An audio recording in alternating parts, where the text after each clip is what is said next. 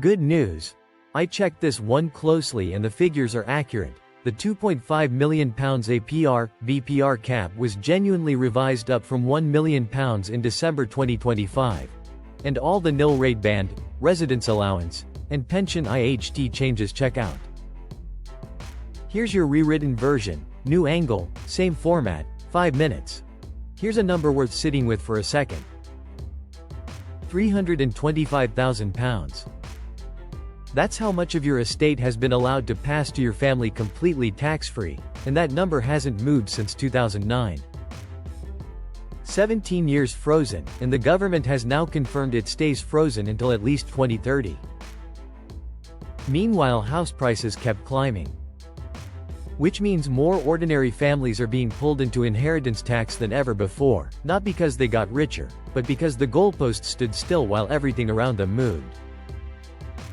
Stick with me, because there's a change landing in 2027 that quietly rewrites one of the most trusted pieces of retirement planning in this country.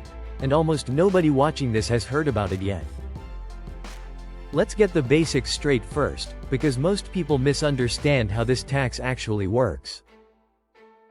Inheritance tax is charged at 40%, but only on the portion of your estate above your tax-free allowance, not on everything you own. And that allowance is actually built from two separate pieces stacked together. The first is the nil rate band, that frozen £325,000 every individual gets. The second is the residence nil rate band, worth up to a further £175,000. But here's the catch almost nobody clocks. That second allowance only applies if your home goes to your children or grandchildren. Leave it to a niece, a close friend, a godchild who's been like family for 30 years, and that allowance simply doesn't switch on. Add both together properly, and a single person can shelter up to £500,000. For a married couple, because unused allowances transfer to the survivor, that becomes a full £1 million before a single penny of tax is due. That's the number everyone quotes, and for a lot of families, it genuinely is the end of the story. But there's a second sentence hiding underneath that £1 million figure, and it catches out people who think they're nowhere near the danger zone. The residence allowance starts shrinking once your estate crosses £2 million, losing £1 of allowance for every £2 above that mark, until it disappears entirely at £2,350,000 for an individual, or £2,700,000 for a couple. Now, before you switch off thinking that's someone else's problem, add it up properly.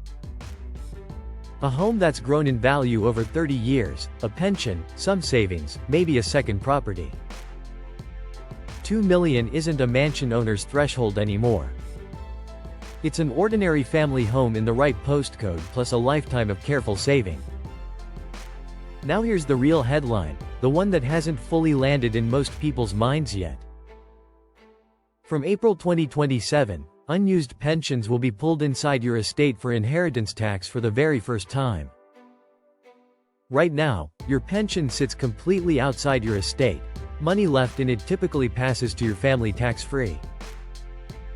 For over a decade, financial advisors have told retirees to spend their savings first and leave the pension untouched until last, specifically because it skipped inheritance tax entirely. From April 2027, that stops being true. And critically, this isn't just new pension savings going forward, it's your existing pot, money you've already saved under the old rules, swept in if it's still sitting unused when you die. Picture someone with £500,000 sitting untouched in their pension because they've been living off other savings. Today, that passes to their children tax-free.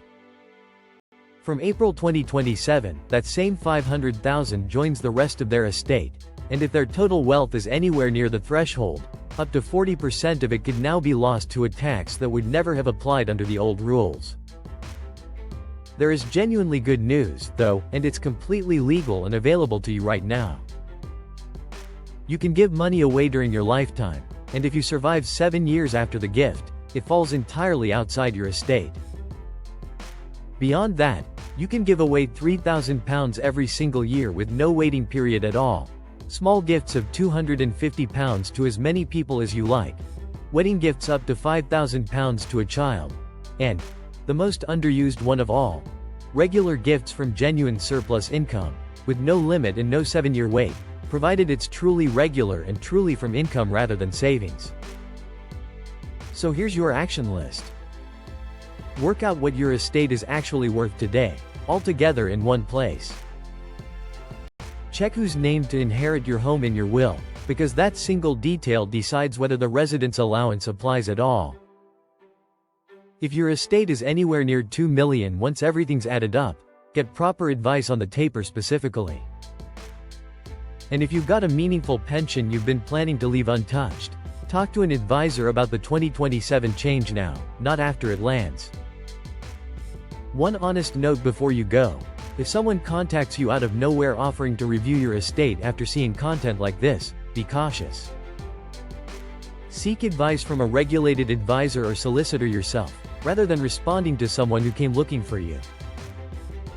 And nothing here is personal financial advice. It's the rules as they stand, so you can walk into that conversation asking the right questions instead of walking in blind. Go and do the sum this week. Find out what your estate is really worth, who it's really going to, and which allowances genuinely apply to you.